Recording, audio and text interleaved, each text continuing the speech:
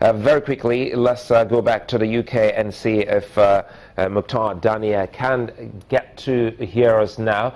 He's a security consultant and a public affairs analyst. Good to have you join us, Mukhtar Dania. And very quickly, looking at what has happened in the United States, for so many, they still want to look at it from a security angle. What does this mean security-wise? Because it is unprecedented. Well, I think, for one, the United States is probably going to do what President-elect Trump has said, which is it's going to focus more on areas that affect the United States. So some of the adventuring, for lack of a better term, that we've engaged in around the world, some of those things will be rolled back. And I think that's actually a good thing, because while the United States itself is having challenges, the United States in the past decade or so, including with George Bush, has engaged in military activity across the world. A lot of people, a lot of voters do not see how that makes sense, especially when they are suffering. So I think with the Trump administration, some of that would be rolled back. I think America is going to become a bit more isolationist when it comes to projecting its military might.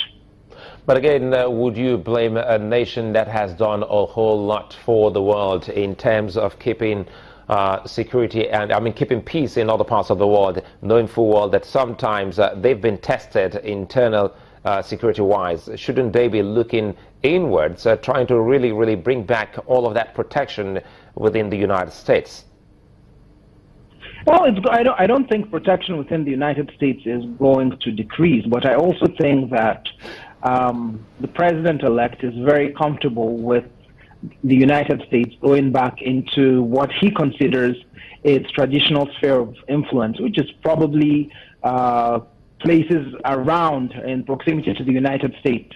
For example, with NATO, he's spoken repeatedly about if we are going to defend Europe, then we have to, Europe has to pay for its defense. The same thing with Asia.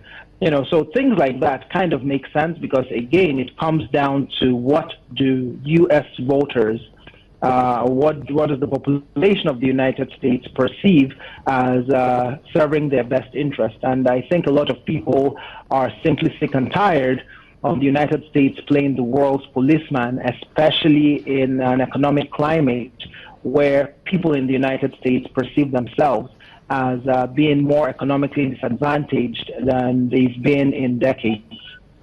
Before we let you go, we're looking at the Arab world, and President Sisi of Egypt is the first Arab world leader to congratulate Trump. We haven't seen many coming from that axis. What does that mean? Well, for Sisi, it's important that the United States continues supporting his administration, even though it might not be the conventional statement about Sisi. It's a well-known fact that Sisi overthrew the democratically elected government of al-Marsi, and that was a coup that was actually backed by the United States. So Sisi knows that if Donald Trump's isolationist agenda comes into play and Egypt loses some or all of its military support from the United States, among other things, that might actually affect his ability to stay in power.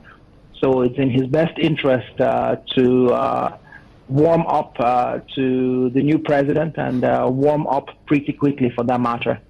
Mukhtar, good to have you speak with us today on Politics Today. Well, Sim, there's a whole lot has been done, and for those trying to see or have a peek into the list of those that will make the cabinet of Donald Trump, one name has been going around, supporters of Trump, even though time and again he said he's not interested in serving, and that's the big boss man of JP Morgan Chase, being touted to become the Secretary of Treasury.